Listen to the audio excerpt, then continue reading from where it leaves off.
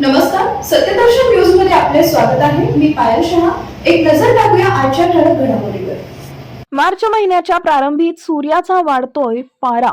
मार्च महिन्याच्या प्रारंभीत सूर्यानं आपलं प्रखर तेज दाखवण्यास सुरुवात केल्यानं उत्तर महाराष्ट्र तापलाय.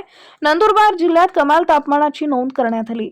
थंड हवेसाठी ओळखल्या जाणाऱ्या नाशिकमध्येही उन्हाच्या झळा लागत असल्यानं पुढील काही दिवसांमध्ये उत्तर महाराष्ट्रात उष्णतेची लाट येण्याचा अंदाज वर्तवला जातोय. राज्यात सध्या सर्वाधिक उष्णता विदर्भात नोंदवली जाते. अकोला 38.6 अंश सेल्सिअस, वर्धा 38.5, अमरावती 38.4 या जिल्ह्यांमध्ये सर्वाधिक कमाल तापमान नोंदवलं जात आहे. विदर्भातील सर्वाधिक कमाल तापमान उत्तर महाराष्ट्रात नोंदवलं गेलंय.